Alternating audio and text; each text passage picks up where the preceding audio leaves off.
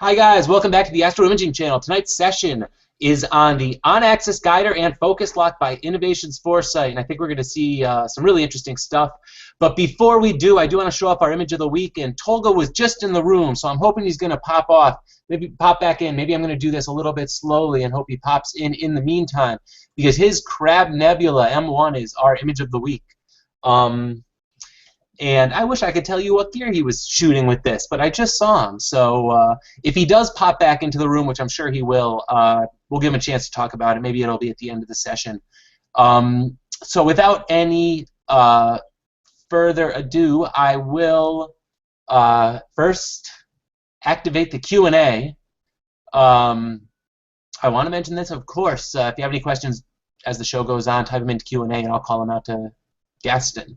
And what I'm going to do right now is I'm going to hand it right over to Gaston. And Gaston, the floor is yours. Thank you very much. Okay, so I'll start with a short presentation. I put some slides together. I think this is the best way to start, and then I have a live demonstration. So see if I can now share my screen. You let me know if it works. I heard we need to do full screen and share. So you see my screen? We see your screen. Yes, we do. Good, we are set. Okay, let's start my PowerPoint presentation. So I'll start with on-axis guider. It's a new way to do guiding with the same scope. But unlike off-axis guider, you can guide on-axis as well as off-axis. This is a setup from a customer of mine. Of course, here you have the scope is a IKEA D, I think. Now you have here the imager, which is an STL 11000. And on the back here, you have a guider, and it's a lodestar. And in the middle of that, you have the on-axis guider, or ONAG, who connects the scope with the imager and the guider. So from a guider point of view, you are on-axis, or if you wish to use the stage, which is over here, you can see the mouse. Hopefully, you can move the guider left, right, and up, down with the stage to explore the field of view of your scope without the need to rotate anything. From the imager standpoint, it's pretty much a star diagonal. The on-axis guider is just a mirror, and the imager will see like, you know, if it was a star diagonal. So let's see how does it work in more detail. On the ONAG, there is a dichroic beam splitter. It's a mirror, but in fact it's a filter as well. It's an interferential filter. It's going to split the light not by energy level, by wavelengths. So the star light coming from a star, for instance, or any target, will go from there, from the scope, to the on-axis guider scope port. And the light is made of many wavelengths, including the visible and the near-infrared. Typically know that silicon sensors are sensitive from roughly 300 to 1000 nanometer, and we usually don't use the near-infrared, so we use filters to remove them. So the way it works is the beam splitter is going to send the visible 300 to roughly 750 nanometer to the imaging camera, a DSLR or whatever, like you saw before. And the infrared above 750 nanometer will go through and be seen by the guider. So you're going to guide with infrared from 750 to roughly 1000 nanometer. And the animation here shows you what's happened. You know, you have all the wavelengths, and now you have the split with the visible going up and the infrared going through. The dichroic mirror is reflecting typically 98% of the visible light, and it transmits roughly 90% of the infrared. So we have two types of products. There is the large XM, which is designed for full frame type of chip up to 50 millimeter in diagonal. And you have a smaller one, the SC version, which is optimized for APS-C size chips, like DSLR 8300 up to 28 millimeter in diagonal. Both products have a stage on the back, as you can see here, which is the XY stage to serve for the guide star. There is also an helical focuser for the guider, such you can bring both camera par focal. And the focuser has a field of view of 1 inch and a quarter, which fit typically APS-C size of chip. So you can use, if you want, a large guider on and off axis. The key feature is we use the same scope for guiding, so you don't have any flexure like with a off-axis guider or a self-guided camera. We have a large field of view. We come back to that later here on my presentation. You can go on and off-axis. In fact, it's an on-off axis guider. You don't need to do any rotation of any kind to find a guide star. If you have a rotator, you can use it to frame, but you don't need to use it anymore to find a guide star.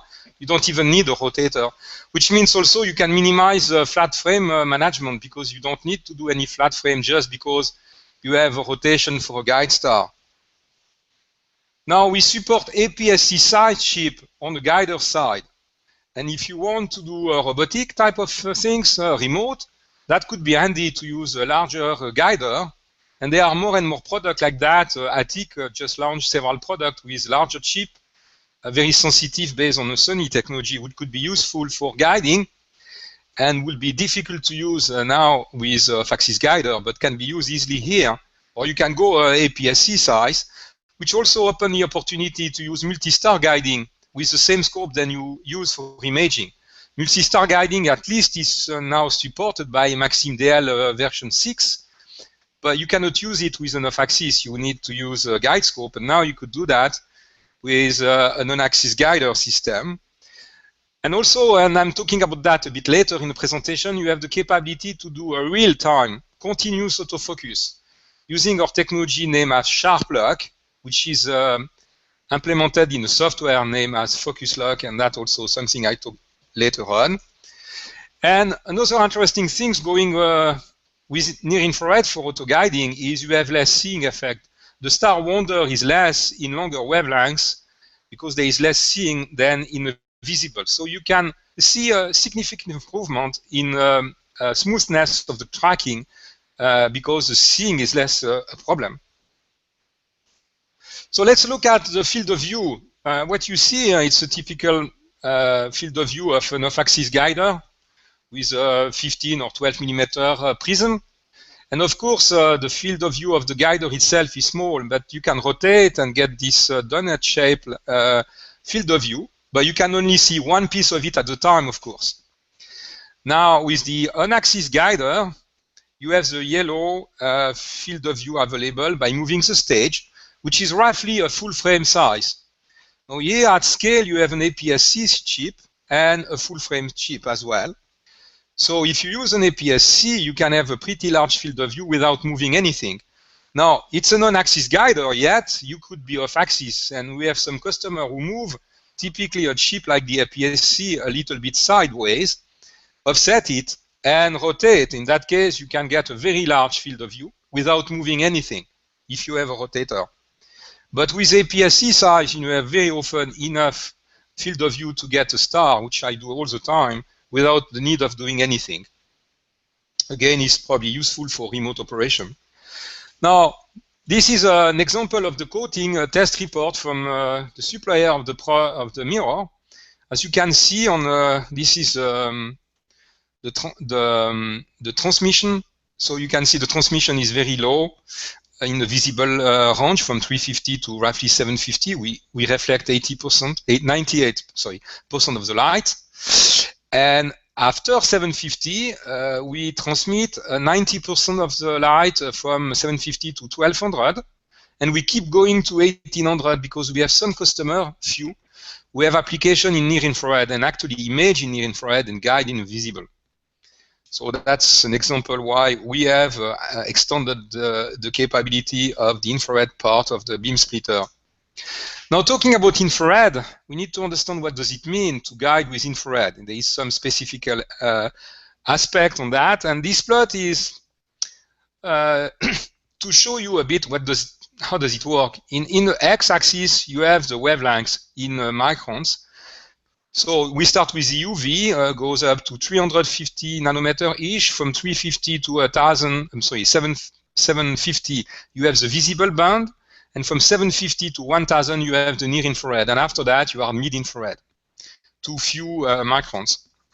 Now, depending on the star you use for guiding its surface temperature, you get different results. Here you see a collection of different stars, and the black body theory tells us what is the spectral density of energy of the star, and you can see at 3000 Kelvin, which is a red star. Most of the stars are red, they are not very bright though. You peak somewhere in infrared. Now when the temperature goes up and you go to yellow and eventually bluish, the peak of the power goes to the shorter wavelengths, going to the visible and eventually to the UV. As you can see though, the black body spectrum has a pretty heavy tail in infrared anyway, which gives us still a lot of infrared even though you use a warmer, hotter star. And of course, after some temperature, you will start to lose anyway quite some energy, even for the visible, because you have the UV part of the energy now. Now, what does it mean from guiding point of view? Well, I did some calculation not long ago, and this is an interesting plot I made specifically for this presentation today. It's the first time. I use a PPMXL catalog. The good reason for that has been they have the 750 to 1000 nanometer infrared band in the catalog, which is perfect to look at what the Naxis guider could do. The way you should read this plot is about the magnitude offset when you use an ONAG, how much more magnitude, how much loss you may have, versus the actual visual magnitude of the star. And this is a density plot. So in red, you have a large density of population of star. In the blue, dark, very less. And what you can see is if you go to 12 magnitude visual, then you start to have a lot of red stars, and the actual magnitude offset from the ONAG is around below one magnitude, which means if you have a 12 magnitude star in a visible and near infrared combined, and then you will have something like a 13 magnitude when you go to the ONAG. You lose 1 magnitude. When you go with lower magnitude, brighter star, you see we settle around 1.5, which means you're going to need 1.5 more magnitude, and the result is roughly a factor 4. So in short, somewhere when you use an ONAG, you lose between a factor 2 to a factor 4 of the light for a silicon sensor. So by binning the sensor 2x2 or increasing a little bit the exposure time from 1 to 2 or 2 or 3 seconds, you can offset that eventually. So there is a loss, but it's not that dramatic. Now, having said all of that, so far I talk about the capability to do auto-guiding. Let's talk about another interesting problem we want to solve, and it's to keep your scope at best focus, and that's an important task as well. So we can do both with a non-axis guider. And now I need to talk a bit more about the autofocus capability. There is a software named Focus Lock, which is made by Optech. It's a partnership with them. They actually license our sharp lock technology, which is like the ONAG, a patent pending technology. And the Focus Lock software now supports MaximDL. The SkyX and PhD2 and other software will come, as well as any guider which is ASCOM compliant. So what's happened with this system is you can keep your focus all the time while you are imaging. You don't have to stop to refocus or guess how much time before you do a new run for focusing. There is no interruption in imaging. You focus while you image. So you don't have to move the scope or the imager away from the target, and you can use all your time for imaging. It works because we use a guide star image for focusing, not the image from the imager. And from the guide star image, using a non-axis guider, we get information about focus quality, are we in focus or not, but also about the direction to correct to go back to focus. And we just need to correct a few microns at a time.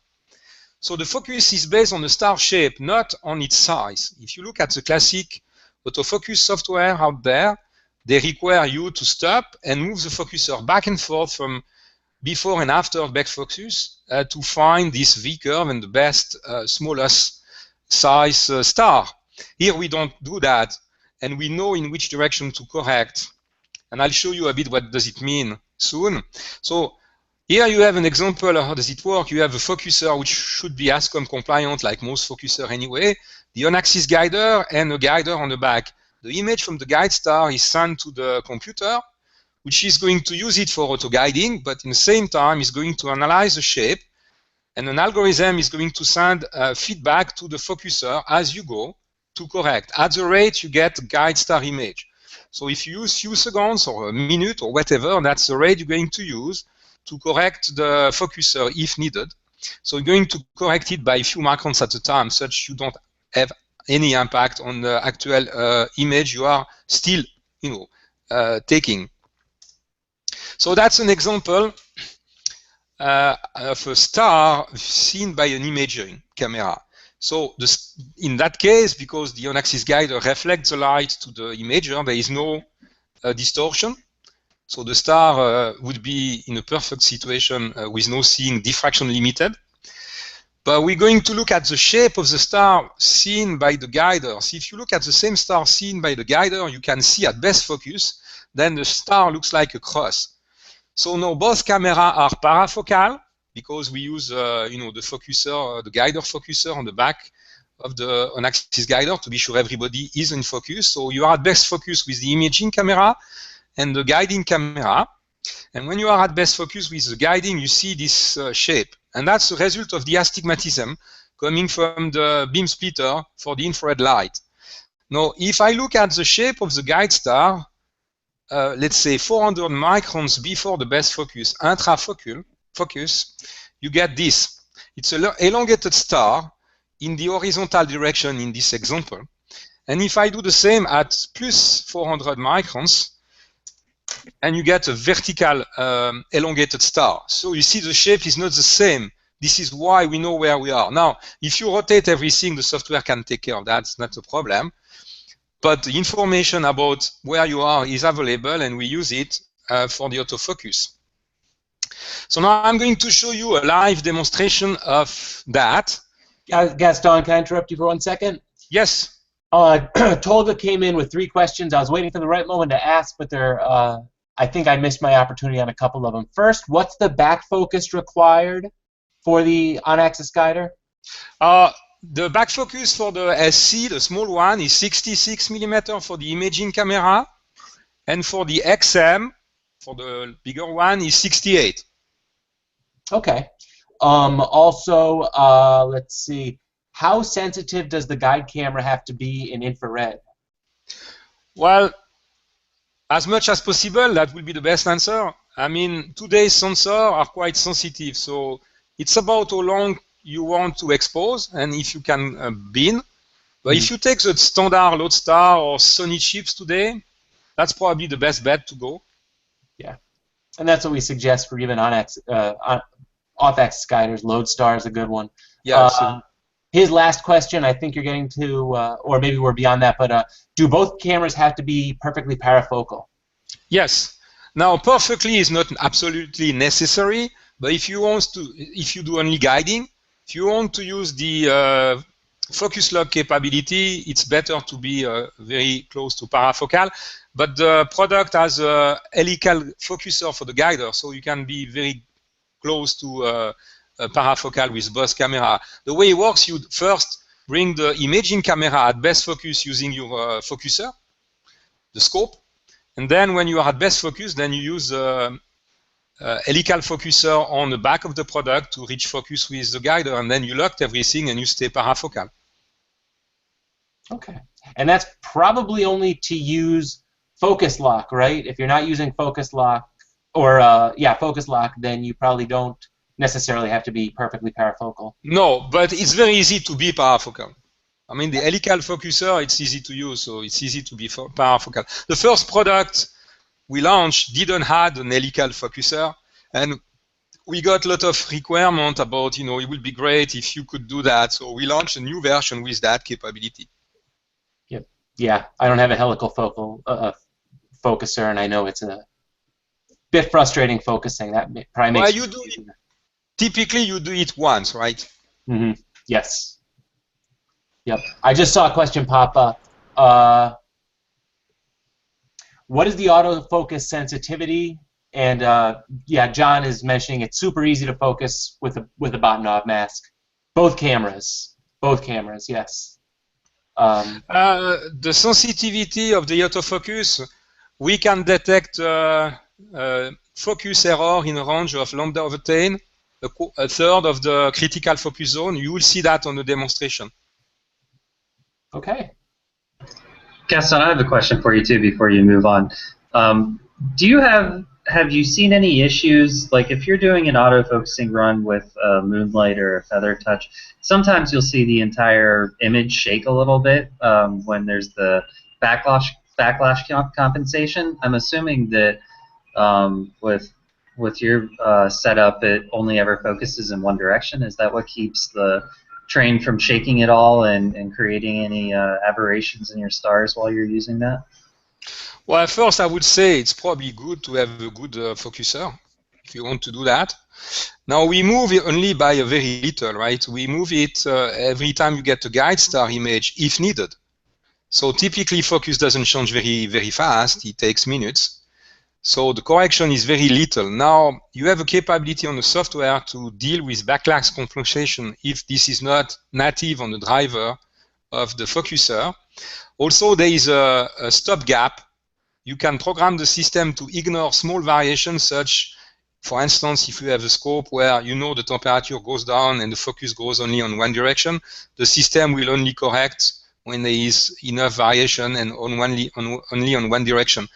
I have also to say we don't correct, we correct every time we get a new guide star image. However, it's not based only to this guide star. There is an averaging process behind the scene, and you can select the time constant, basically how many of those star images are used for autofocus, such you can average out and minimize the seeing problem and avoid to go back and forth with the focus. Great, thank you very much. You're welcome. Should I go with a demonstration? Go right ahead. I'll call out the questions as they come in. Yeah. Remember, guys out there, type your questions into Q&A. So before I show you the demonstration itself, I want to show you a bit what the bench is about. This is a 80mm open 6¼ refractor, and I have an Optec focuser on the back, and you can see there is a non-axis guider also. And I replaced the imaging camera with a pinhole. The goal was to create an artificial star. And the way it works is the light from the pinhole is reflected by the dichroic mirror of the on-axis guider, goes through the scope, bounces back on the flat mirror, and comes back again through the scope and seen by the guider through the beam splitter. And that's the way I can do a demonstration. So what I'm going to do now is to, again, go back to the camera. Hopefully it will work. It takes some time, I think. You let me know when you see me. I see your screen right now. You might have to hover over the screen share thing on the left side again and click it. I do it. Here we are. There we go. So I just want to show you the bench in front of me, such you can trust me it's a live demonstration. And then I go back to the demonstration. So here on you see the bench. So you have the on-axis guider at the end with the artificial star, the refractor, and the flat mirror on the front. So now I'm going to start the demonstration. So I'm going to share my screen again. Okay, and we actually have one more question coming in from Q&A, and it's a good one. Yeah. Harry Horlings. I currently have an APS-C camera and am anticipating acquiring a full-frame camera in the future. Can he buy the full-frame version and use it with the APS-C camera? Absolutely. Yes. There you go. Easy answer. So now I share my screen again. You let me know when you see my screen.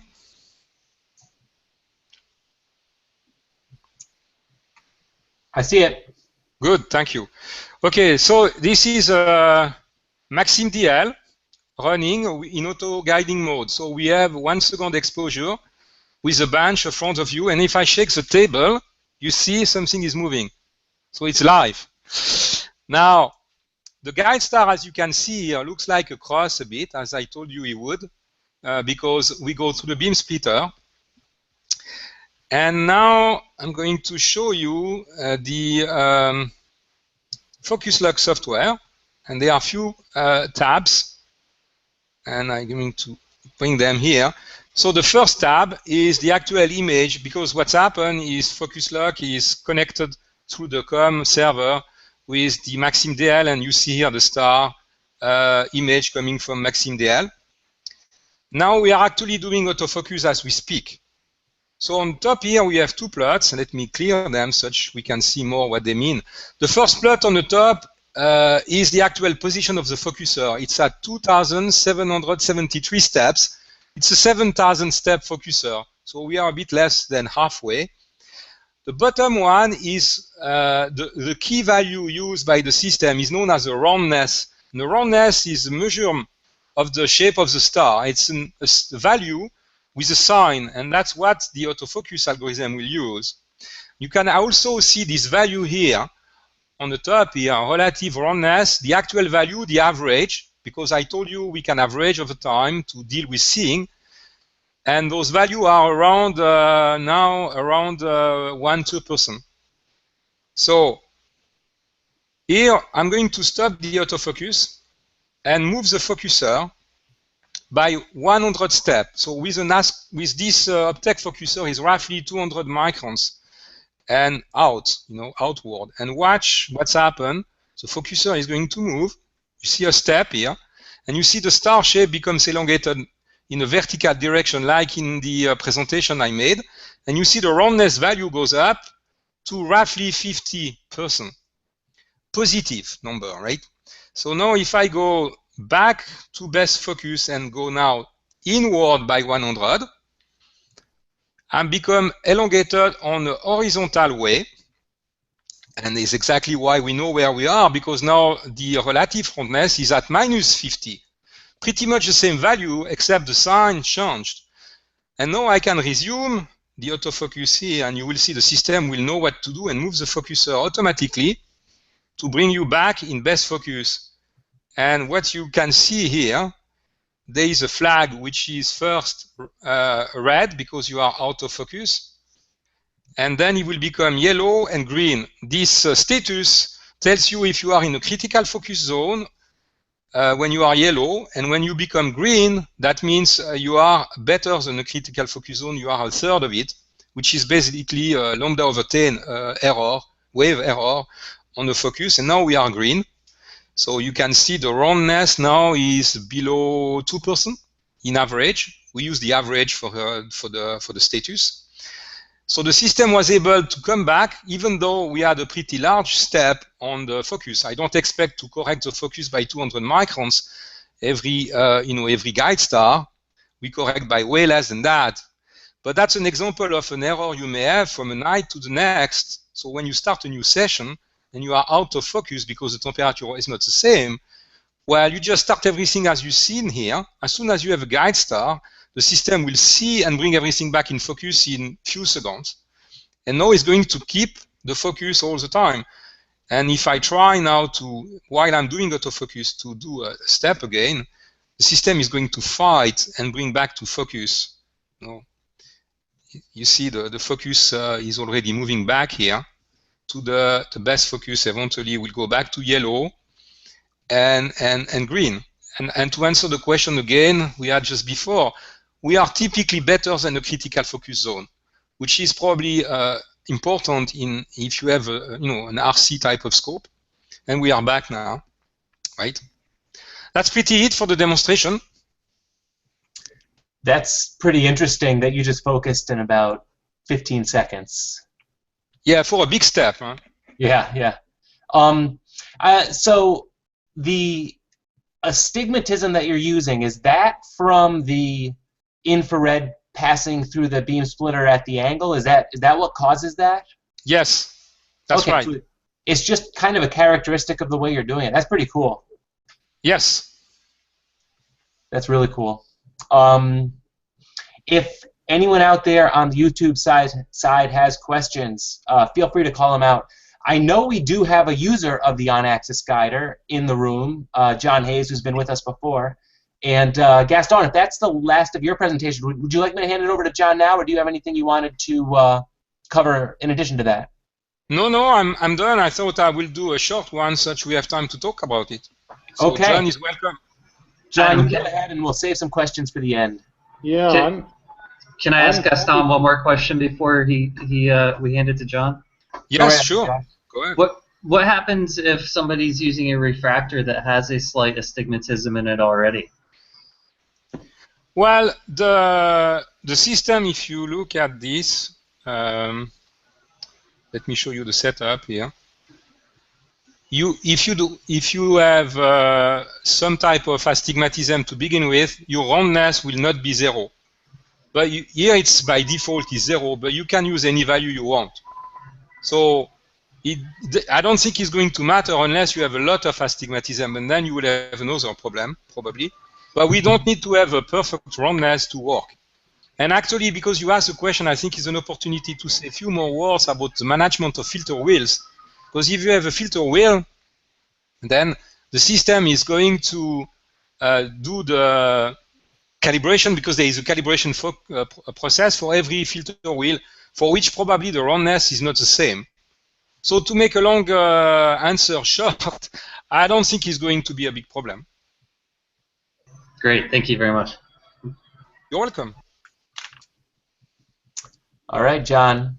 well, one of the things I just have to comment on the focus lock to begin with. And I will say I have not used focus lock yet. Gaston and I are talking a little bit about that. I have a telescope that I'm outfitting with an autofocuser, a motor drive, and we're going to see if we can set this up.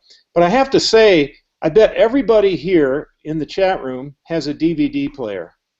And everybody who has a DVD player is actually using this exact same system, or a very similar system, to focus. This is the thing I really liked about what Gaston did is he's used the same optical trick, I'll call it a trick, that was used in autofocus systems for a long time. And the power of it is you get both a direction and a magnitude signal for the focus system. And it's really the right way to do focus, and it's a way, as Gaston's just pointed out, you can get a 10th wave accuracy on the focus, and that's a really accurate focus signal. This is it's new to amateur astronomy, and I love it that he's done this, but it's not something that's new in terms of focusing optical systems. It's been around for a while, and I think it's a great thing that we can now use this thing. I've been using the Gaston's auto guider system for, gosh, it's been almost a year now with my C14, and it is so easy to use. I have to say, I just love the thing. I've used an off-axis guider. The problems that I run into with my off-axis guider with a larger sensor is, of course, you're using the prism. You're using a pickup prism to pull part of the optical signal off the edge of the field.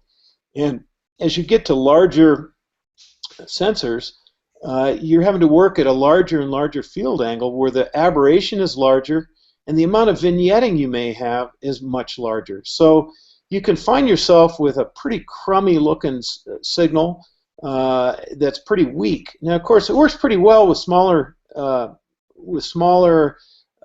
sensors, but I've found with my full frame sensors, and I'm about to go to a 35mm by 35mm camera, and I think that this system is just fantastic. You can guide off of the object that you're actually imaging, and I have no trouble finding guide stars. I use a Lodestar V2. It's one of the newer ones. Actually, they have a newer one even now, but I have no trouble finding stars. It's easy to focus both cameras. I use a Bahtinov mask to focus both cameras. So the system is super easy to use. I think it's far easier than my experiences with off-axis guiding, and I think off-axis guiding can work well, but I think this thing, being able to image on axis where you have low vignetting, where you're looking at the object that you're imaging is so much easier, and the results speak for themselves. I mean, the guiding accuracy is superb. And Gaston's done a really great job of engineering this thing. I mean, I kind of kid him a little bit. He's Swiss, and the design of this thing really shows that he's Swiss. It's fantastic. So I can't say enough good things about it. I've had a great experience with it. I love the thing. In fact, I'm thinking about buying another one, to tell you the truth. It's a little crazy. Yeah, it's a very solid piece. I remember picking one up, and normally that would normally you're picking stuff. You're thinking about an on-axis, or excuse me, an off-axis guider, but it's solid. So well, you can hang a very heavy camera from it. Exactly. Yeah, the way it's designed, Gaston did a great job with dovetails on this thing, and the way it goes together, you can hang a very, very heavy camera on it. In fact, Gaston can speak to this. I think he told me he had his daughter, somebody hung from the thing just to show how strong it was. Gaston, what was that story about what you hung? It's my daughter, but I cannot show anything because I may have a problem. But still, that's very impressive that you can get somebody to hang from the thing. You're not going to put a camera on it that's too heavy. No, I don't think the camera weight would be a problem. I know a few people were concerned with the fact we use a small set screw to bring everything together, and my whole goal was to minimize the back focus. But I can tell you, they do the job, and I mean, you can pull apart if you take 2 cars, probably, or something like that. But in real life, you never have that much weight anyway. I mean, so I don't think you will have. We have a customer having a pretty heavy camera, like a Finger Lake, a ProLine, with a filter wheel and everything, and he's not moving anywhere. Yeah. Well, and again, when I've used the system and you tighten it all down, it's very, very solid. The main thing you have to be concerned about is to make sure that you get the back focus correct. And with the Celestron Edge systems, they have a fairly tight tolerance on the back focus. It's not quite as tight as what Celestron claims it is, but it's pretty tight, and you want to be careful you get that right. And that's the one thing you need to sit down and be careful that you have all of your T adapters and your back working distance of the camera. Everything adds up to the right number when you get everything configured.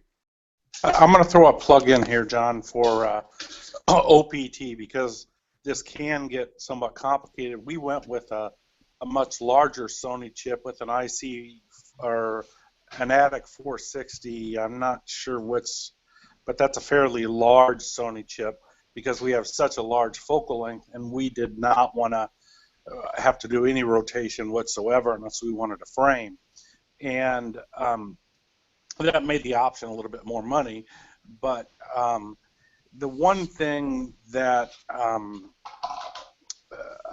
I'm looking at or had done is Chris at OPT actually designed the entire system for me. They didn't charge me anything for it, but when I told them what I wanted, what my camera was, what the telescope was, they had all the dimensions of what back focus was, and they actually worked with precise parts for us and came up with the correct adapters, although I think Gaston sells a bunch of standard adapters for a regular setup. But since we have such a large camera and filter wheel and everything, and I got to be honest, I'm not an engineer by any way, shape, or form, and I wanted to trust somebody who knew what they were doing rather than me doing it. So, OPT sat down and put this whole system together and designed it for me. And double-checked it because they want it to work right. And he's actually getting a lot of requests to do a bunch of these. So he's getting well experienced. Automatically, he already knows how to do a plane wave 17 now because he's done so many of them.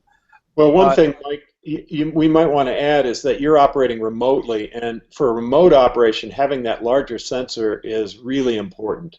I don't operate remotely. And so I can stand at the back of the telescope and move the guide camera around to find a guide star if I want, or to find a brighter guide star. Having that larger sensor is really important for remote operation. Yeah, and if you haven't, for those who have never had the privilege of imaging at 3700 focal length millimeters, finding a guide star for me with a large sensor sometimes is an absolute nightmare.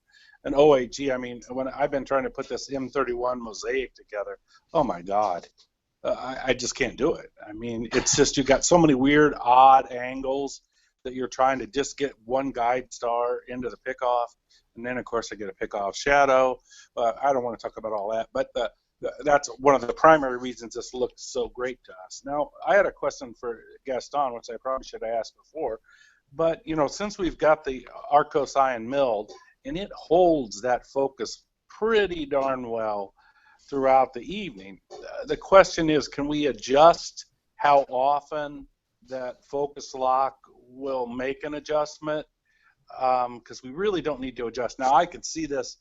I remember my Celestron days with an SCT and mirror flop and everything made the dang thing distort, and I could see this being a godsend for real-time focus or something like that, because as that mirror is changing with the tube currents and everything else, this thing keeping it in focus all the time.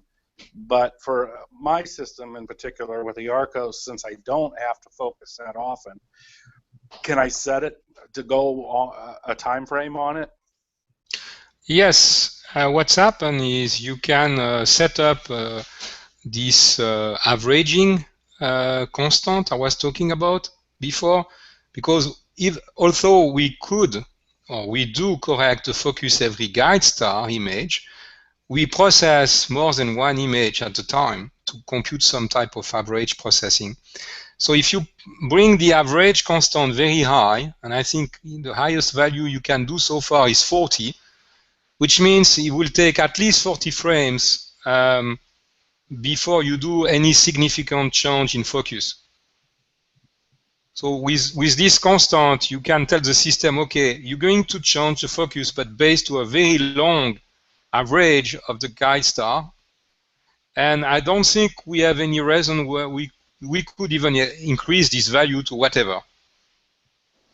And Gaston, is there a way to set up the focusing so that it occurs in between subs? Yeah, that's a feature we have on our list for next one of the next update. We had few people who asked the same question, especially the people who have a SCT scope and may have a problem with the mirror if you move it, or especially if you reverse it. Yes, that's not your case. So far it's not the case, but it's part of the next one of the next update. Yeah, I would suggest that's an important feature for those of us with SCTs. Now, one thing you can do to mitigate the problem, though, is to increase this averaging constant and also use the stopgap. The stopgap tells the system not to correct unless there is some change in focus, which means this way you minimize, well, first with the long average, you minimize the seeing effect, right? So you have less reason to have any motion of the focuser coming from that. And you can tell the system, wait before to do any change until maybe the roundness is a couple of %.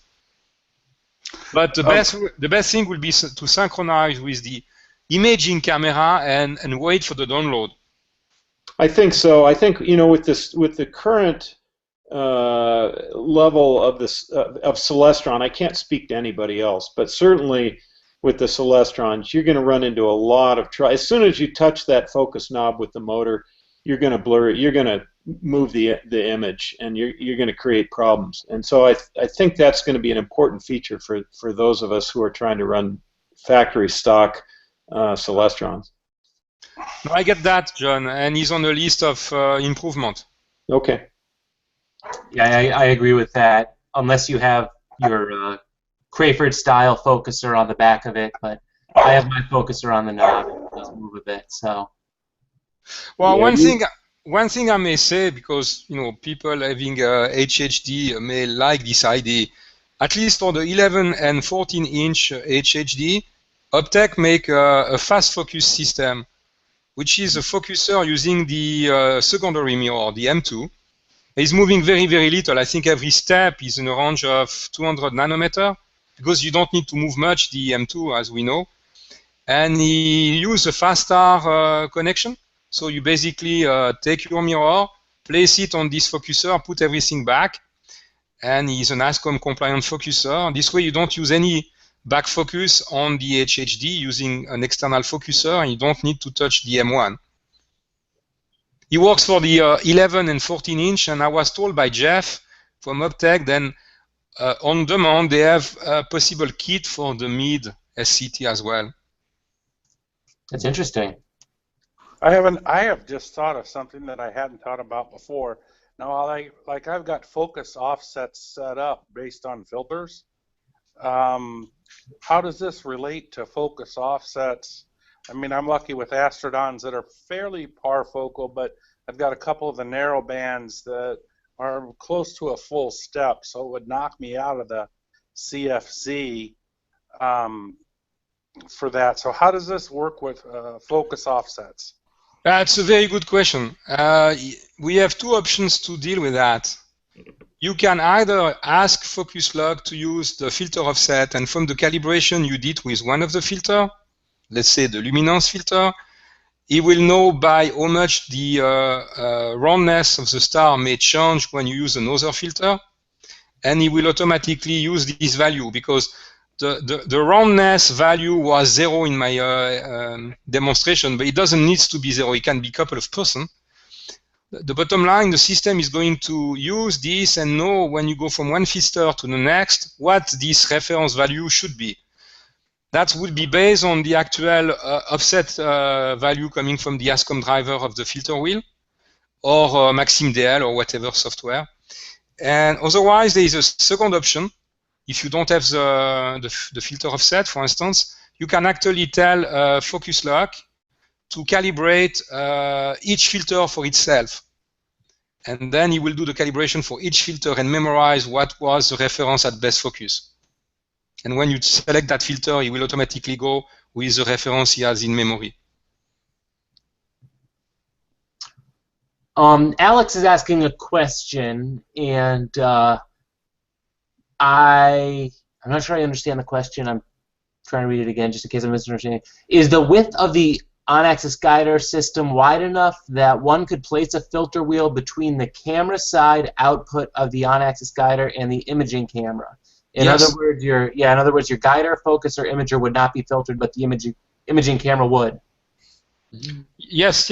I mean, if I understand the question correctly, let me know if I answer correctly, put this way. You can place a filter wheel between the on-axis guider imaging port and the actual camera. In other words, when your auto guiding star is coming through unfiltered. Yes. But because the filter are not part of. You don't want the filter in a way of the infrared light, because most likely there is no light coming back then. So the filter is at the imaging port of the on-axis, where you remember probably the first slide when you saw an STL 11,000. It has an integrated filter wheel, but it doesn't need to be integrated. Okay, but one of the problems with that, the further forward that on-axis guider would be, the more risk you have of there being severe vignetting. Yes, and we are working on a new version, by the way. I don't know when, for even larger chips. For that reason, the trade-off is always back focus versus aperture. Is there an issue right now with particularly wide chips? It's a matter of the speed of the scope. Right, in comparison with the Right. shape of the F ratio of the light cone coming in. Yeah, Yes, I just looked at a system with a 35 by 35 millimeter sensor at f7, and there's very little vignetting with the current large version that Gaston offers.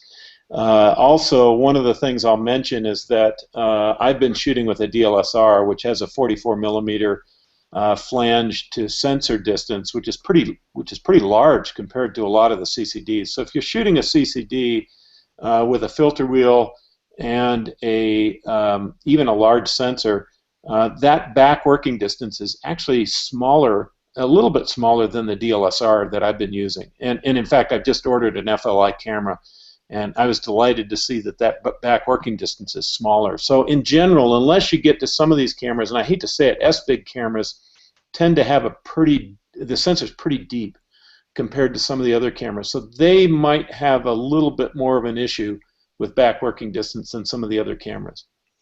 If you want, you can go to our website on the support page. There is several plots who show the illumination of the chip based to the size of it and the F number of the scope to give you an idea with the standard back focus you may have with the filter wheel.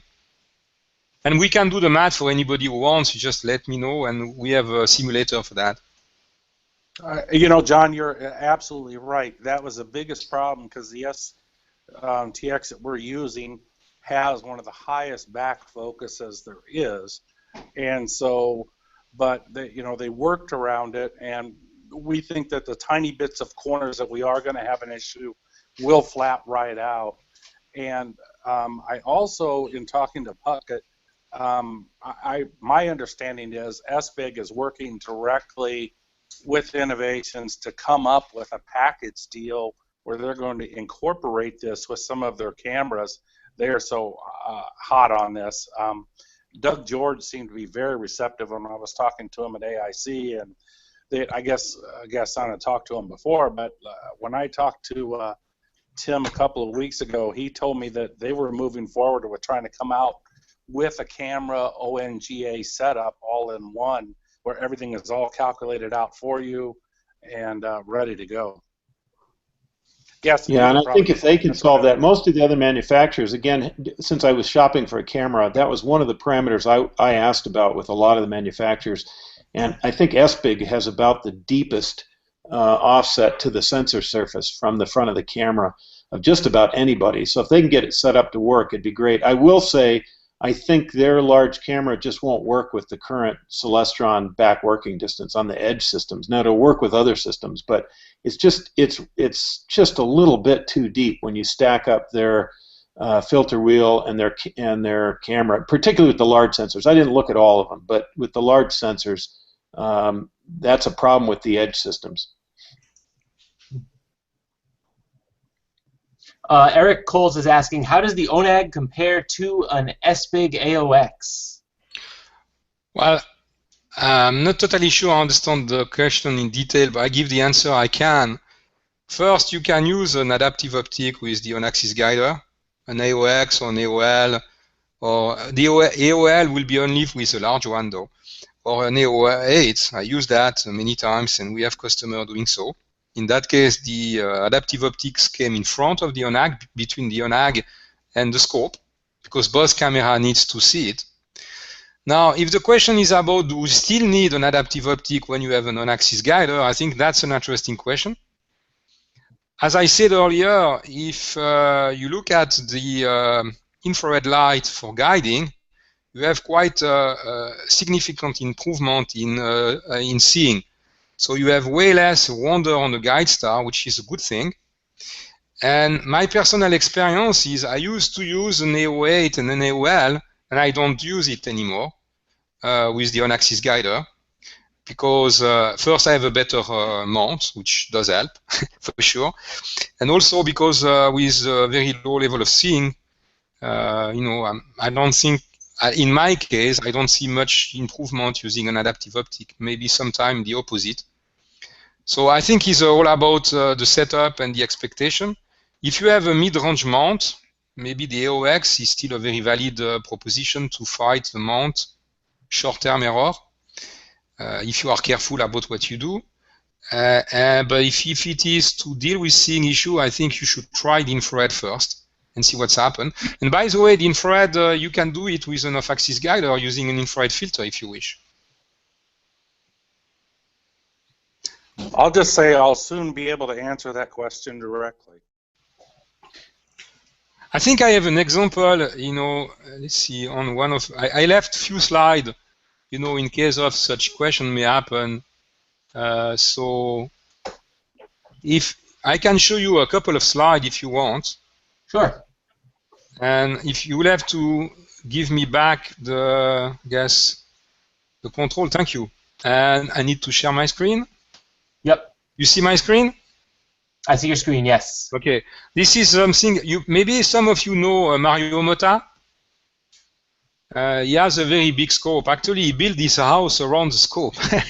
I went there. He's close to Boston.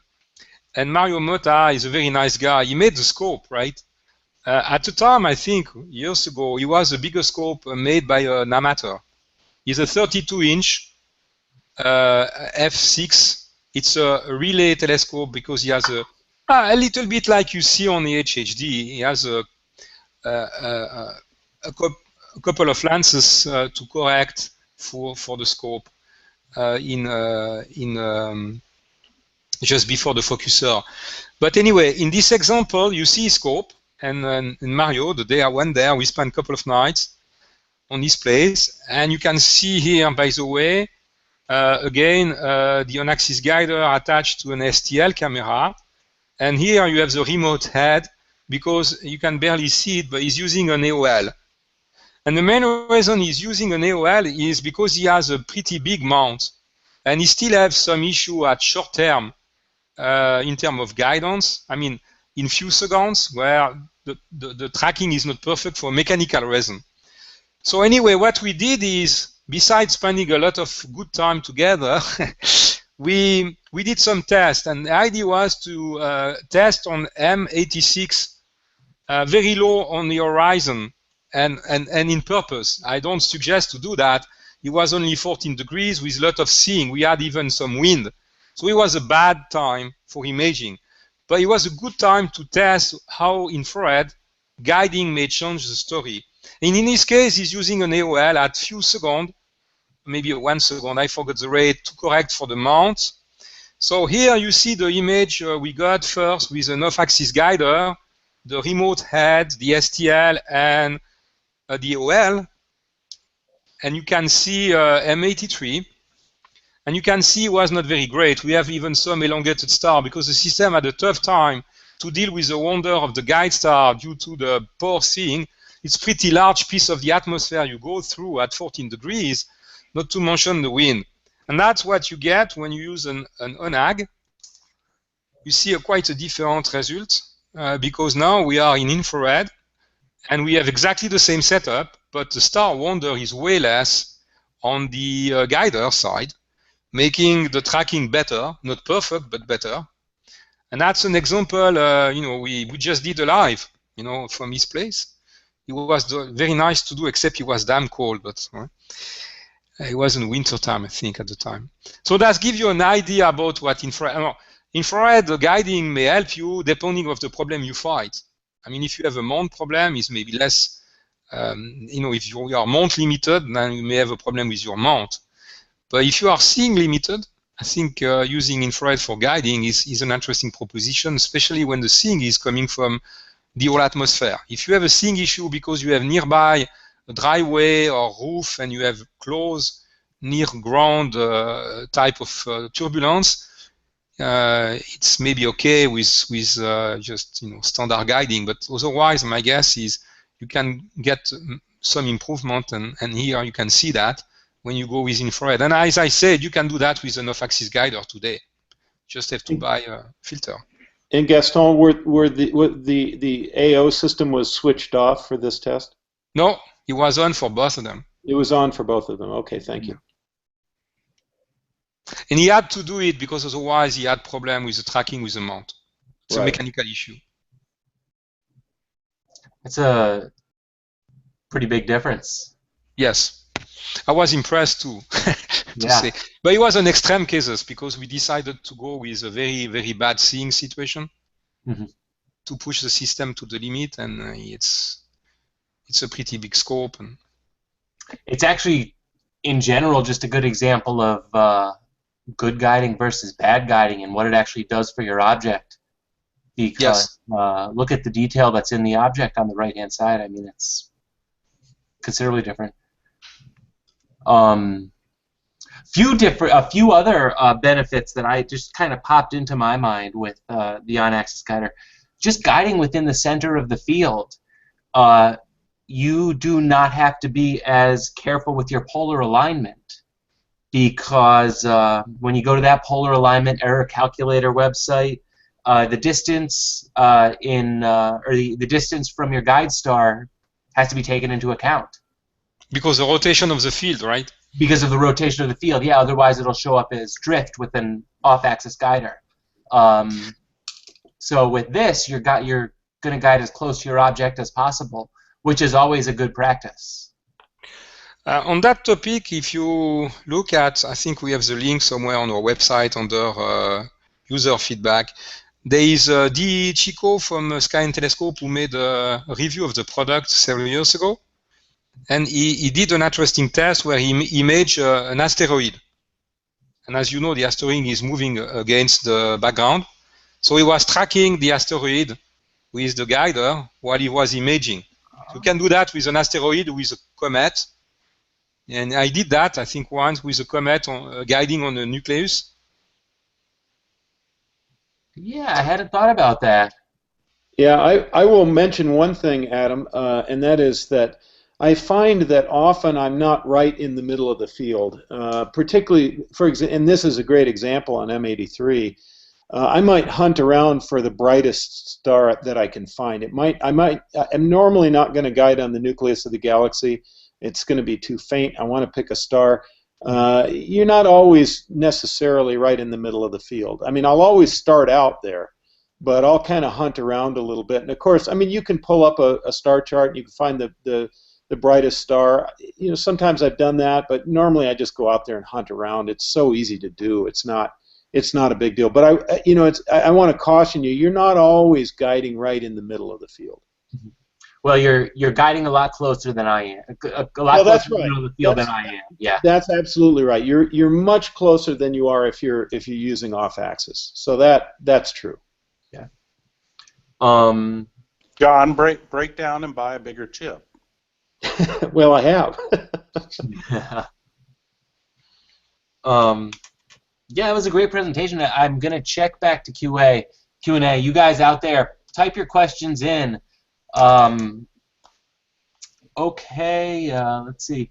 For focusing, do you need to have parafocal filters like Astrodon, or can the software compensate for slightly different focal lengths of each filter? And I think that was answered earlier, but maybe he missed the answer on that.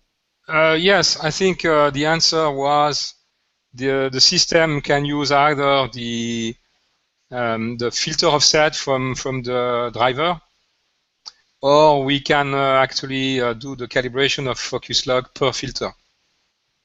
Either ways, so he can manage filters. The other benefit, and this is something we talk about all the time, we're doing narrowband, so we're all pushing our exposures, and we're doing hour-long exposures, and on my chip, hour-long exposures is like 1400 ADU with a bias of 1000. So in other words, there's not much there. I'm read noise limited. But my limit is focus. My telescope goes out of focus over the course of an hour. This is a way to extend those exposures and stay in focus. So this product with the Focus Lock software can actually pull out detail in objects that we haven't seen before. These hour-long, everyone's been pushing longer exposures, but these hour-long exposures, it seems like a lot, but maybe people will be pushing it further, get some dimmer detail out of the read noise, and maybe discover some cool objects. Well, I have a couple of the side. I don't know if I have still time to show them. Absolutely. Okay, I'm going to share my screen again. That's an example done by one of my very early customer. You see my screen? Not yet, but it may be coming up right now. He's saying he's sharing, but... Yeah. Does anyone see his screen, or is it just me? Not yet. Not yet. Try screen sharing again. Just click it off and then click right back in. Okay. Okay, start screen sharing. That's the beauty of computers. You never know what's happened. Yep. It's a world of surprise. You still don't see it? It's just on. It's a picture of Adam. Oh, that's yep. Is that what we should be seeing? Yeah, he's sharing the Google Plus screen. There you go. You see it There you now? go. Yes, we see your screen. Okay, thank you. Okay, this is an example of what's happened when you use the sharp lock. At the time, we had an application named Sharp Lock before Focus Lock, who was working only with Maxim DL. It was the early days. Anyway, this is an example done by Frank Colosimo, which is a guy not from far away from where I am in PA. And he's like me. He wants to do the best with every good night he may get, because we don't have a lot of them. And very often we have full moon when we get one. So what he does is using CCD autopilot. Usually everything is remote. I mean, his scope is not far away, but he's like me. When it's damn cold in the winter, he wants to stay in. And in that case, Frank has several peers. I think he runs some. And that night he had exactly two same equipment. And he did a test. He said, I'm going to do a test side by side with the traditional way of focusing and the sharp lock technology. So if you look at, he was on M82 in 2014. And the location, as I said, is in PA. So the setup was two Hyperion 12.5 inch at f8, the old model, the same, and two Paramount ME, the old model as well. So he had exactly the same setup there. One was his, and the other one was somebody else or renting a peer. Also, on one of them, he had an STL 11000 with bin 11, 9 microns. And the idea was to use this classic approach, periodic focus, every filter or every 13 minutes. And when you do this focus run, you need to guess what this timing would be, because you don't know. So his experience was every filter and every 30 minutes is a good guess. Now, depending on the temperature drop, it may be good, it may be not. But so anyway, he was able to take 24 frames LRGB for a total of 4 hours and 46 minutes with that setup, which was roughly 12 minutes per frame, including the periodic refocusing. Now, the second setup was using an Apogee 8300 bin 2x2 to be close, 11 microns roughly for the pixel, with the on-axis guider and the sharp lock autofocus system. So now it took 28 frame LRGB for 4 hours and 22 minutes, with roughly 9 minutes per frame, no interruption, because it never had to stop to refocus on any time. And the result was a saving of 2.6 minutes per frame for a total of roughly 1 hour and 13 minutes saving time, which means 27% of the time. And as I said, in PA, you want to take all the time you get when it's a nice night. And those are the results. If you can see on the left, I think is the periodic focus. On the right is the autofocus sharp lock. They are pretty much the same, though it seems from his analysis he didn't process anything beside the stacking. It seems we are a little bit better, at least with the color filter on FWHM, but the seeing wasn't very great anyway that night. I'm not sure we ever have a very good seeing here anyway, but that's another story. But that tells you, though, not only you may get an edge on quality of the image if you have a good seeing on top of that, because you can stay like lambda over 10 type of accuracy, as also John mentioned, but also you can save quite some time of imaging when time is a concern. Very cool. Yeah, I can vouch for poor Pennsylvania seeing. It's, yes. I need to move in New Mexico. We all need to move to New Mexico. Yeah. Or maybe just send our equipment there. Yeah, that's right. No, New Mexico's weather's gone to hell. Not compared to Oregon. Yeah, it just depends on what you're comparing it to. Yeah. But it's clear in PA tonight. So. Yeah. But I'm inside. Yeah. I have a simulation bench though, but you know, at least it's warm. The simulation bench is great for cloudy nights. Yeah, my problem is the neighbors. You know, we had a robbery a few weeks ago, and everybody keeps the light on now. Mm. They were worried, so it becomes a nightmare for me to take any image. Mm. Well, it will be interesting, I think, once Mike gets his system going to see how it works for him. And I'm looking forward to trying the focus lock system. I have an experimental system that we'll take a look at, and hopefully in another few months, it could be as long as 6 months, we can talk about it. But it should be an interesting experience to see how it works. Hey, I just had a great idea, John. Gaston hates going out in the cold weather. He doesn't get very many good imaging nights. You don't either. Plus, I know it's cold as hell up in Bend. So I see a partnership in the works here for remote. Yeah, oh, absolutely. I think it's an interesting idea, but we have to talk offline on this one. Yeah. Well, I may be down to join you pretty soon, Mike. Sounds fun. So I don't see any other questions coming in from the outside. I didn't know if we had any other comments or anything on topic or off topic that we wanted to cover before we end the session. Can anyone think of anything as I give everyone out there a sec to type in their questions? We got to hear from Tolga, don't we?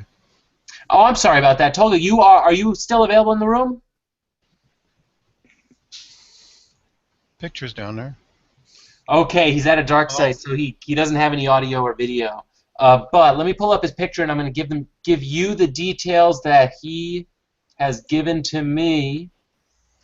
This is his image, and again, he's at a dark site, so he cannot communicate. But imaging telescope is a GSO RC10 with a QSI 683 WSG-8. The astrophysics reducer, reducing it to f6.6, processed with PixInsight, resolution 2949 by 2100, taken November 8th. It's H-alpha 03S2, 7.5 hours integration time, 0.67 arcsecs per pixel, Jenny Jump State Park. So, nice image, and those are the specs we got out of it. My wife actually walked up and said, "What is that?" And I said, "Oh, that's a Crab Nebula." And she said, "You have to shoot that." So, thank you, Tolga. I said it's on my list, so I'm going to be chasing you this time. I think we're always doing the same thing, back and forth. But thanks for sharing. Guys out there, remember this, for the time being, you still post your Image of the Week submissions in that same post. Maybe we'll reshare it to get it back up to the top. And before long, our website will be up, and this will all make sense and get a lot easier. But for now, if nothing else is coming out of the room, I do want to thank everyone for coming. I want to thank Gaston for demonstrating his system. It's a really cool system. I'm sure we're going to hear a lot more about it in the coming weeks and months as a few of our members here get theirs. But again, thanks for coming. Nothing planned for next week. We're going to have something. Consider it to be announced for right now. I'll post it midweek. The following week, AO help me out here. I'm drawing a blank. AGO. AG Optical. AG Optical. AO. That's AOX is what I was thinking, and it wasn't going to work out. AG Optical is going to be on, and we're going to get to see his equipment and how he builds these things, which is actually going to be really cool. But that's 2 weeks from now. Next week, it's going to be posted soon. Thanks for coming, and we will see you next week. Thanks.